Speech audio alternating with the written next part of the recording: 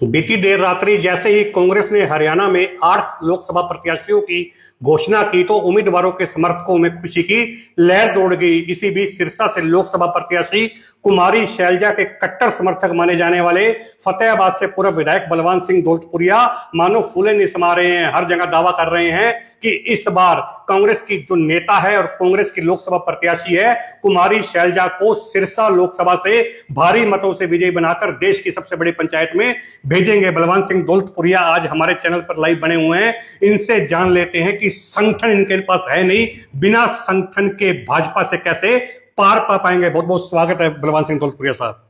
धन्यवाद।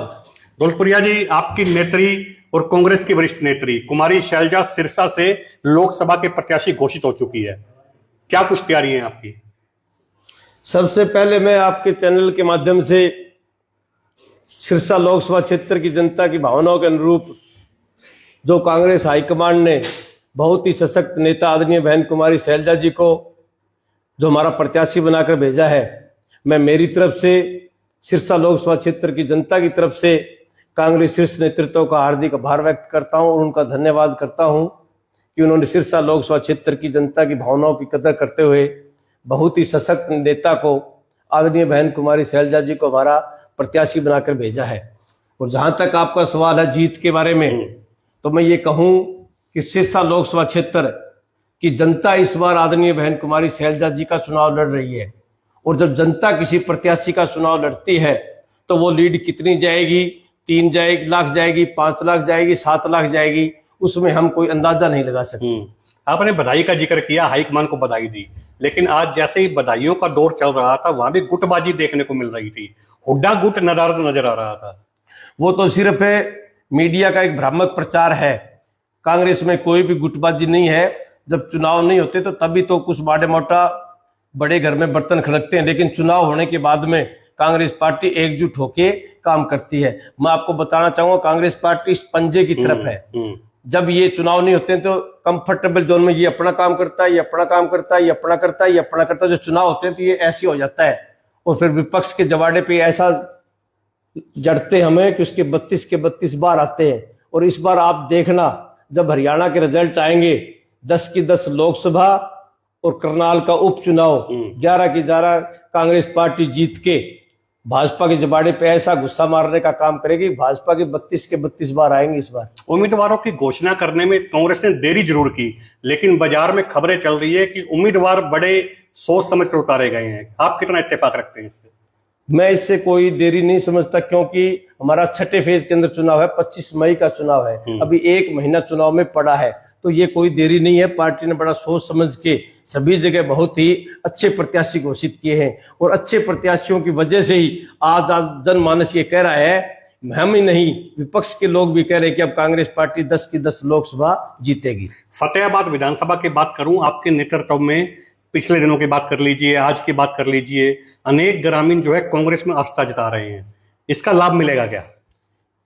निश्चित तौर पे जब भी कोई साथी पार्टी के अंदर शामिल होता है तो पार्टी को मजबूती मिलती है। और जिस तरह से पिछले 4-5 दिन से लार्ज स्केल पे लोग कांग्रेस पार्टी ज्वाइन करने का काम कर रहे हैं, उससे देखते हुए मुझे लगता है कि बहुत भारी बहुमत से फतेहाबाद विधानसभा से आदरणीय बहन कुमारी शैलजा जी कांग्रेस पार्टी बहुत भारी लीड लेने का काम करेंगे। मुख्यमंत्री नायब सिंह सैनी कहते हैं कि अशोक तंवर का है कांग्रेस में दम घुट रहा था, जबकि वो कांग्रेस से ही सांसद थे। ये बीजेपी वाले गुमराह करने के लिए तो बड़ी बड़ी बातें करते हैं। पहले कहते थे हमें 74 साल से ऊपर किसी व्यक्ति को टिकट नहीं देंगे, लेकिन हिसार के अंदर चौधरी रणजीत चौटाला को 78 साल के व्यक्ति को टिकट दे दी। और आज ये कहते हैं कि हम 10 की 10 जीतेंगे। अब 10 में से 6 कांग्रेसी और 4 इनके अपने नहीं, वो भी भागने के लिए तैयार है। इनके पास अपनी पार्टी के तो प्रत्याशी नहीं है, इन्होंने उधार लिए हुए प्रत्याशी हैं और बात बड़ी बड़ी करते हैं। 4 जून को इनकी सब हवा निकल जाएगी। आपने हिसार से रणजीत चौटाला का जिक्र किया। रणजीत चौटाला के चुनाव प्रचार प्रसार में कुलदीप बिश्नोई दूरी बनाए हुए हैं। पिछले दिनों पूर्व मुख्यमंत्री मनोहर लाल खट्टर ने भी भजन लाल जी पर टिप्पणी की थी, उसको कैसे देखते हैं आप? कुलदीप बिश्नोई दूरी क्यों बनाई हुई है तो उनका इंटरनल मैटर है, आंतरिक मामला है। वो अपनी पार्टी में भाजपा में दूरी बनाएंगे, उनके साथ चलेंगे, वो तो वो सोचें। लेकिन जिस तरह से कैमरी की जनसभा में जो व्यक्ति 13-14 साल पहले स्वर्गवास हो गया हो उस दिवंगत आत्मा के प्रति अगर हम कोई अपशब्द कहें तो उससे निंदनीय बात और कोई हो नहीं सकती। और मुख्यमंत्री पद पर, गरिमामय पद पर बैठा व्यक्ति को ऐसी बात कतई शोभा नहीं देता। और लोग उम्मीद करते थे बिश्नोई समाज, क्योंकि भजनलाल की विरासत को कुलदीप जी और दूढ़ाराम जी संभालते, ये दोनों कुछ बोलेंगे, लेकिन इन्होंने मौन धारण कर लिया। और लोग सोच रहे थे कि दूढ़ाराम जी जरूर बोलेंगे, क्योंकि उसके 2 या 3 दिन बाद में फतेहाबाद के अंदर जनसभा होनी थी। अगर वास्तव में ही दूढ़ाराम चौधरी भजनलाल जी की कदर करते तो मुख्यमंत्री को उसी टाइम वो कहते कि आप पहले हिसार के बिश्नोई मंदिर में इन शब्दों के लिए आप माफी मांग के आइए, उसके बाद आप फतेहाबाद के अंदर जनसभा करिए, नहीं तो मैं आपके साथ स्टेज शेयर नहीं करूंगा। तो एकदम मुख्यमंत्री को यू टर्न लेना पड़ता और बिश्नोई समाज कहीं ना कहीं राहत महसूस करता। लेकिन इन दोनों की चुप्पी से बिश्नोई समाज के अंदर आज बड़ा भारी आक्रोश है, और वो आने वाली 25 मई को उस आक्रोश को वोट के अंदर तब्दील करते हुए बीजेपी को करारी चोट मारने का काम करेगा। भाजपा को जो है हटाने का और देश बचाने का नारा कांग्रेस देती आई है। रोड मैप क्या है हरियाणा में कांग्रेस के पास? जिस तरह से इनकी बेकायदगियां हैं, आज इनके बड़े बड़े लोग कहते हैं कि आप 400 सीटें दे दो, हम संविधान बदलने का काम करेंगे। अगर हमारा संविधान ही बदल दिया तो हमारी आजादी आज खतरे में आ जाएगी। आज हरियाणा प्रदेश ने, हिंदुस्तान की जनता बाबा साहब का संविधान बचाने के लिए, आने वाली पीढ़ी की नस्ल और फसल बचाने के लिए, और आने वाली जिस तरह से हमारी जनरेशन का इन्होंने कल घोटने का काम किया है, उन सब बेकायदगियों से निराकरण करने के लिए, उनसे छुटकारा पाने के लिए आज हिंदुस्तान के राष्ट्रीय स्तर पे प्रत्येक मतदाता आज भारतीय जनता पार्टी को सबक सिखाने का काम करेगा। और जिस तरह से 2 फेज के चुनाव हुए हैं, उससे पहले फेज के अंदर भी प्रधानमंत्री की भाषा लड़खड़ाने लग गई थी। ये मंगलसूत्र पे आ गए और हिंदू मुसलमान पे आ गए। अगर प्रधानमंत्री ने 10 साल में कोई काम किया है तो उनको अपने रिपोर्ट कार्ड पे वोट मांगने चाहिए थे। महंगाई पे वोट मांगते, बेरोजगारी पे वोट मांगते, कानून व्यवस्था पे वोट मांगते, फॉरेन पॉलिसी पे वोट मांगते, आर्थिक नीतियों पे वोट मांगते, और भी जो दूसरी चीजें वो जनता के सामने अपना रिपोर्ट कार्ड रखते और उसके बाद में वोट मांगते। लेकिन वही पुरानी बातें, हिंदू मुसलमान, मंगलसूत्र, फलाना धिकड़ा। मंगलसूत्र के बारे में हमारे प्रधानमंत्री क्या जानते हैं? अगर मंगलसूत्र की वो कदर करना जानते तो पिछले दिनों जो 750 किसान हमारे किसान आंदोलन में शहीद हुए थे, उन 750 मंगलसूत्रों कि अगर वो कीमत डालते तो हम सोचते कि वास्तव में प्रधानमंत्री मंगलसूत्र की कीमत जानते हैं। लेकिन प्रधानमंत्री के लिए मंगलसूत्र तो एक जेवर है, गहना है, लेकिन हमारी माताओं बहनों के लिए मंगलसूत्र एक प्राणवायु है। बलवान जी, आप कांग्रेस के वरिष्ठ नेता है, शीर्ष नेतृत्व से आपके अच्छे संबंध है, लगता नहीं हरियाणा में बिना संगठन के नुकसान आपको होगा?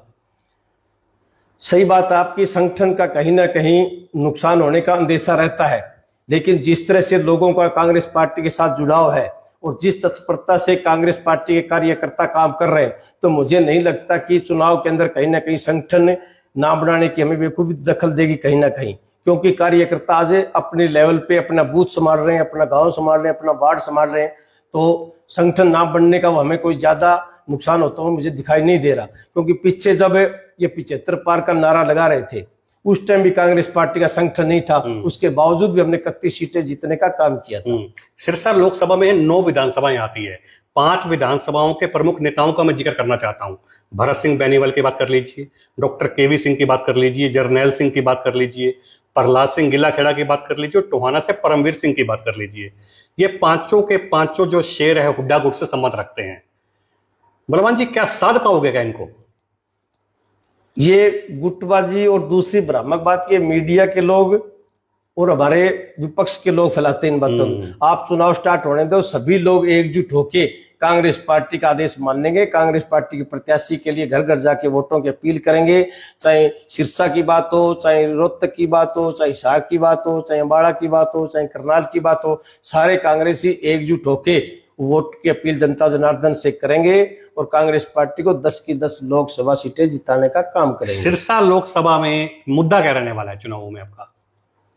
वैसे तो मुद्दों की भरमार है। बीजेपी सरकार ने प्रदेश के 9.5 साल की सत्ता ने और केंद्र की 10 साल की सत्ता ने, चाहे आप रोजगार की बात करें, चाहे आप महंगाई की बात करें, चाहे आप कानून व्यवस्था की बात करें, चाहे आप मुख्यमंत्री जिस तरह से प्रधानमंत्री ने किसानों के साथ वादा किया था एमएसपी गारंटी का, आज वो सिर्फ वादा ही है। और भी बहुत सी बेकायदगियां हैं, उन सभी मुद्दे ही मुद्दे हैं। लेकिन हमारा मेन फोकस रहेगा बच्चों को रोजगार मिलना चाहिए, किसान को एमएसपी की गारंटी मिलनी चाहिए, महिलाओं को कानून व्यवस्था के अंदर पूरा उनकी इज्जत आबरू का ख्याल रखा जाना चाहिए और बच्चों को अच्छी शिक्षा और दीक्षा मिलनी चाहिए। क्योंकि इन्होंने आने के बाद में कहीं भी कोई इंस्टीट्यूट खोलने का काम नहीं किया है। और कांग्रेस पार्टी आएगी तो शिक्षा पे, चिकित्सा पे, किसान की एमएसपी गारंटी पे, इन सभी मूलभूत सुविधाओं पे ध्यान देगी। और आज हरियाणा प्रदेश की जनता नहीं, पूरे हिंदुस्तान की जनता राहुल गांधी जी की गारंटी पे विश्वास करती है, क्योंकि मोदी जी की गारंटी ना तो 15 लाख की पूरी हुई, ना 2 करोड़ रोजगार की पूरी हुई। आज तो वो ये भी कहते हैं कि इस बार सिलेंडर 1200 पार हम कर देंगे।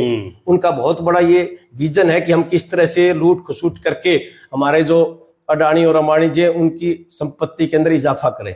बलवंत जी, लगातार आप कांग्रेस शीर्ष नेतृत्व के संपर्क में रहे हैं।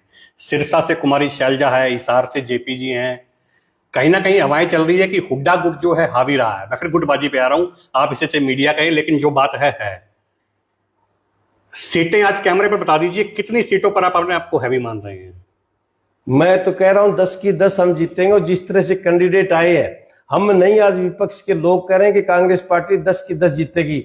कोई इसके अंदर गुटबाजी नहीं है। हमने वर्करों की भावनाओं के अनुरूप पार्टी ने इंटरनल सर्वे करवाया है, सभी परख के और ठोक बजा के कैंडिडेट हमने उतारे हैं। और आज विपक्ष के लोगों की बोलती बंद हो चुकी है कैंडिडेट आते ही। अभी चुनाव पड़ा, अब चुनाव चलने दो। ये भाजपा वाले गलेसरीन के आंसू भी रोते दिखाई देंगे आपको। हरियाणा में 4.25 साल तक है बीजेपी और जेजेपी गठबंधन में रहे।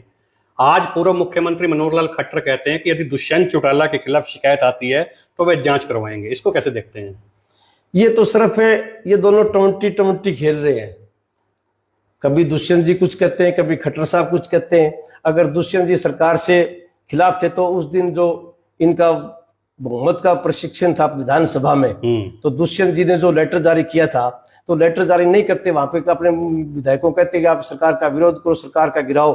लेकिन इन्होंने व्हिप जारी कर दी भी आप वहां से अनुपस्थित रहे, वहां पे रहे ना। अनुपस्थित का मतलब होता है सरकार का एकदम सारा करना। ये दोनों लोग एक दूसरे के खिलाफ दुष्प्रचार करेंगे, आम जनमानस की आंखों में धूल झोंकने का काम करेंगे। और नेशनल मीडिया इन बातों को बड़ा उछाड़ेगा ताकि लोगों को पता लगे भी एक नहीं है, दो है। लेकिन इनको पता है कि ये एक ही है। ये सिर्फ कांग्रेस पार्टी को नुकसान करने के लिए ही ये लोग एक दूसरे के खिलाफ भ्रामक प्रचार कर रहे हैं। ना ये कोई जांच कराएंगे, ना कोई दूसरी बात करेंगे। फतेहाबाद से पूर्व विधायक व कांग्रेस नेता बलवंत सिंह दौलतपुरिया को आप सुन रहे थे, जिन्होंने साफ तौर पर कहते हुए कहा है कि हरियाणा के अंदर जो कांग्रेस है 10 की 10 सीटों पर विजय होगी और आने वाले समय के अंदर जो है इसका असर विधानसभा चुनावों पर भी पड़ेगा। जो पूर्व सीएम मनोहर लाल खट्टर ने पूर्व मुख्यमंत्री भजन लाल पर टिप्पणी की थी, उस पर भी उन्होंने बात करते हुए कहा है कि बिश्नोई समाज इससे आहत है। और जो दूड़ाराम उनके भतीजे हैं, उनको चाहिए था कि पहले बिश्नोई मंदिर में ले जाकर उनसे माफी मंगवाते या स्टेज शेयर करने से मना कर देते। लेकिन सत्ता के लालच में उन्होंने कुछ भी नहीं किया। वही उन्होंने कहा कि राहुल गांधी की गारंटी पर जनता इस पर विश्वास करेगी,